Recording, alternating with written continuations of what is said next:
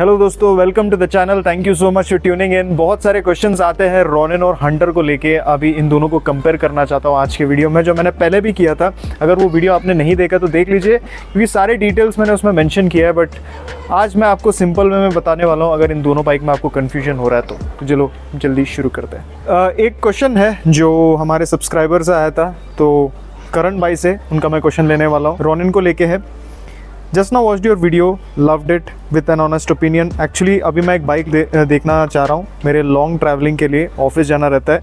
मेरा कंसर्न है कि मेरा हाइट 6 फीट है, मेरे को ट्रैवल करना पड़ता है अराउंड 80 किलोमीटर डेली। 40% सिटी में चलाना है, 60% highway, which also includes metro construction going on in our city and a lot of traffic. And every day in the evening I have to pick up my wife from her office, और वो healthy है as well. मेरा weight 75 and she's around 85 kg. मुझे confusion हो रहा है Ronin और Hunter को लेके। Could you please let me know your opinion? I have a fixed budget, but if the above bikes don't fit my requirements, which bike should I go for? Then we'll look into any budget as well if I don't have any option. Please do let me know. I will really appreciate that. करण भाई, आपको मैं help करूँगा, but उसके पहले मैं आपको पहले Ronin के बारे में ऑनेस्ट ओपिनियन देना चाहता हूँ, जो मैंने एक्सपीरियंस किया जब मैंने चलाया पहली बार।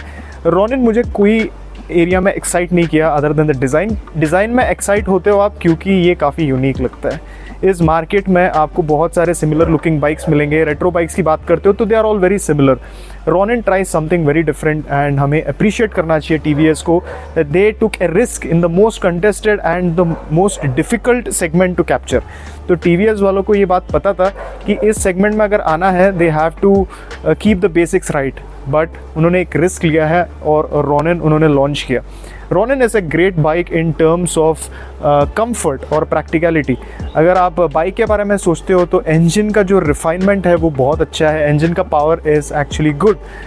बट जब आप इस बाइक को चलाते हो after riding other bikes in the segment, like may be कोई भी दूसरे बाइक ले लो उस सेगमेंट में, आपको एक्साइटिंग नहीं लगता है रॉनिन, क्योंकि इसका जो इंजन है वो आपको उस तरह का फील नहीं देता है जो आप एक्सपेक्ट करते हो। ठीक है। और एक और बात यह है कि सिंस टीवीएस ने बहुत ज़्यादा एक्सपेरिमेंट किया है, उन्होंने क्या किया, फ्रंट एंड को क्रूज़र का बाइक का फ्रंट एंड दिया है, एंड जो डिज़ाइन है वो स्क्रैम्बलर दिया है। अब प्रॉब्लम यह है कि क्रूज़र बाइक्स के जो फ्रंट एंड का जो डिज़ाइन होता है उससे उसका फ्रंट एंड फील उतना अच्छा नहीं रहता है, और स्क्रैम्बलर बाइक्स पे जब आप बैठते हो तो आप एक्सपेक्ट करते हो बेटर फ्रंट एंड। ठीक है। तो they have given a balance. उन्होंने कम्प्लीटली क्रूज़र टाइप का फ्रंट एंड नहीं दिया है, बट अगर वो क्रूज़र बाइक और स्क्रैम्बलर को मिक्स कर रहे हैं तो उसमें बहुत सारे शॉर्टकमिंग्स तो आने ही हैं। तो टीवीएस ने एक बहुत अच्छा काम किया इन टर्म्स ऑफ उस डिज़ाइन के लिए। इस तरह का परफॉर्मेंस देना बहुत मुश्किल है, और टीवीएस वालों ने बहुत अच्छे से काम किया है। बट अगर आप कोई नॉर्मल बाइक्स को इसके साथ कंपेयर करते हो तब आपको पता चलता है कि Ronin does not feel exciting engine के मामले में, और even in terms of handling ठीक है और इंजन ठीक है। डिसअपॉइंट नहीं करेगा बट आपको एक्साइट नहीं करेगा, क्योंकि इंजन में उस तरह का पावर डिलीवरी नहीं है जो आप एक्सपेक्ट करते हो। और जो हैंडलिंग है वो काफ़ी प्रेडिक्टेबल लगता है, लाइट लगता है, बट आपको उस तरह का फील नहीं देता है जो हंटर आपको देगा। हंटर फोकस करता है एग्रेसिव राइडिंग पोस्चर पे, एग्रेसिव हैंडलिंग पे, और वहाँ पे वो बहुत अच्छे से परफॉर्म करता है। कंफर्ट की बात करते हो तो कंफर्ट में आपको डिसअपॉइंट करेगा हंटर। ठीक है। जितना आपको एक्साइट करेगा वो बाइक, उतना ही डिसअपॉइंट करेगा कंफर्ट आपके लिए और आपके पिलियन के लिए, क्योंकि हंटर का पिलियन कंफर्ट उतना अच्छा नहीं है। और राइडर पोस्चर की बात करते हो तो आपको बहुत ज़्यादा झुकना नहीं पड़ता है सामने, बट जो फुट पेग्स है वो काफ़ी ऑकवर्डली सेट है। तो एक जगह पे आपको बहुत ज़्यादा खुश करेगा और दूसरी जगह पे आपको डिसअपॉइंट करेगा। तो ये जो बैलेंस है रॉनिन अच्छे से करेगा, क्योंकि रॉनिन में आपको कोई चीज़ पे आप डिसअपॉइंट नहीं होने वाले हो, बट कोई भी एरिया में एक्साइट नहीं होने वाले हो।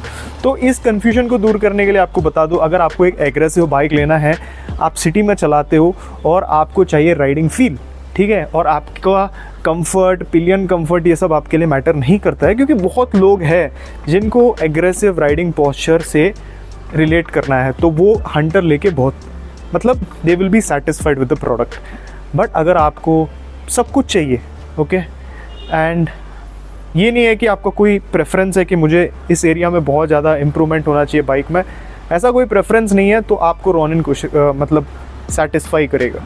तो इस कन्फ्यूजन को दूर करना बहुत आसान है, क्योंकि ये दोनों बाइक्स बहुत ही अलग है इन टर्म्स ऑफ परफॉर्मेंस और कंफर्ट। तो कंफर्ट के बारे में सोचते हो तो हंटर की तरफ मत जाओ, टूरिंग के बारे में सोचते हो तो हंटर की तरफ मत जाओ। ठीक है। और अगर आप बहुत ज़्यादा परफॉर्मेंस के बारे में सोचते हो तो रॉनिन की तरफ मत जाओ। अब एक और प्रॉब्लम आ जाता है, अगर आपका हाइट 6 के ऊपर है तो आपको मे बी रॉनिन अनकंफर्टेबल लग सकता है, क्योंकि रॉनिन का जो राइडिंग पोस्चर है वो भी काफ़ी ऑड है, क्योंकि उस तरह के डिज़ाइन में राइडिंग पोस्चर बनाना भी मुश्किल है। तो क्रूज़र टाइप का राइडिंग पोस्चर है, बट जो फुट पेग्स है वो कम्प्लीटली क्रूज़र टाइप नहीं है। तो मैं ये बोलना चाह रहा हूँ, अगर आपका हाइट 6 के ऊपर है और आप पूरा स्ट्रेच होकर बैठ रहे हो तो आपके लिए बहुत अनकंफर्टेबल लग सकता है ये। अगर आप आपके शोल्डर्स को ड्रॉप करके, जो एल्बोज़ है उसको आप थोड़ा सा ड्रॉप करके लूजली अगर बैठ सकते हो टेस्ट राइड पे, तो ये बाइक आपके लिए बहुत कंफर्टेबल होगा। तो ये मिक्स्ड है आपके बॉडी के स्ट्रक्चर के हिसाब से। तो अगर आपका बॉडी का स्ट्रक्चर जो है वो आपको स्टिफ होने पे मजबूर कर रहा है तो इस बाइक के लिए आप मत जाओ। हंटर जो है अगेन कॉम्पैक्ट सा बाइक है, बट जो जिनका हाइट 6 फीट है उनको भी ये कंफर्टेबल लगेगा। अभी आपका बजट का कोई कंस्ट्रेंट नहीं है तो मैं आपको रेकमेंड करूंगा, अगर कंफर्ट और परफॉर्मेंस चाहिए देन RS की तरफ जाओ। होंडा का जो CB350 RS है वो एक बेटर बाइक है। परफॉर्मेंस को लेके उतना लेना नहीं है और रॉयल एनफील्ड में जाना है तो थोड़ा पैसा बढ़ाओ और क्लासिक 350 पे जाओ। वेट कर सकते हो, टाइम है आपके पास, तो बुलेट के लिए वेट करो, क्योंकि बुलेट का प्राइस क्लासिक से कम होगा और आपको एक बेटर फील दे सकता है। देखिए, आप एक चीज़ पे कॉम्प्रोमाइज़ करोगे, अगर आप रॉयल एनफील्ड के कोई दूसरे बाइक की तरफ जाते हो तो आपको उस तरह का हैंडलिंग और परफॉर्मेंस नहीं मिलेगा जो आपको हंटर देता है, ठीक है। अगर मैं अभी भाई का क्वेश्चन अगर आंसर करना है मुझे, फॉर एग्जांपल अगर इनके जो नीड्स है करंट बाइक के, उन्होंने आके क्लियरली बताया कि वो मेट्रो कंस्ट्रक्शन हो रहा है, ट्रैफिक पे चलाएंगे, ज़्यादातर उनका हाईवे पे चलाना रहता है, so it will be a long drive. तो पिलियन का भी उनके लिए, पिलियन कंफर्ट भी मैटर करता है। तो आपके वाइफ बहुत ज़्यादा कंप्लेंट करेंगे, क्योंकि हंटर का जो पिलियन सीट और रॉनिन का दोनों का पिलियन सीट बहुत अनकंफर्टेबल है। और ख़राब रास्तों में जब आप चलाते हो, जैसे मेट्रो कंस्ट्रक्शन हो रहा है तो रोड्स ख़राब होंगे, तो उस टाइम पे उस सस्पेंशन जो है ना हंटर का, वो आपको अनकंफर्टेबल लगेगा। तो both bikes will not meet your requirements. तो मेरे हिसाब से दोनों बाइक आप अवॉइड कर सकते हो if you can increase your budget. अगर आप बजट को इंक्रीज़ करके CB350 की तरफ जाओगे, that will give you a better feel. Since आपने हंटर बोला है, देन डेफिनेटली आपको राइडिंग फील चाहिए, आपको एक स्पोर्टी एक्सपीरियंस चाहिए, तो वो शायद आपको क्लासिक नहीं दे सकता है। इसीलिए मैं आपको CB350 RS रिकमेंड करूँगा। पिलियन कंफर्ट, जो परफॉर्मेंस एंड माइलेज, ये सब आपको CB350 RS में मिलेगा। It will be worth the extra money that you put. अब आपका बजट आप एक्सटेंड नहीं कर सकते हो, आउट ऑफ दीज 2 बाइक्स आपके नीड्स के हिसाब से मैं आपको रॉनिन सजेस्ट करूंगा, वो स्लाइटली बेटर है, ठीक है। हंटर को अवॉइड कीजिए, क्योंकि आपके प्रेफरेंस के हिसाब से ये बाइक आपको बिल्कुल भी मैच नहीं करता है। मैं ये नहीं बोलना चाह रहा हूँ कि Hunter is a bad bike, सबके प्रेफरेंस अलग होते हैं और हंटर का जो फोकस एरिया है वो है स्पोर्टी परफॉर्मेंस और हैंडलिंग, और उस पर वो बहुत अच्छे से काम करता है। थैंक यू सो मच दोस्तों, I hope I could help you out. फिर मिलेंगे, take care, always ride safe, wear your helmet, bye bye.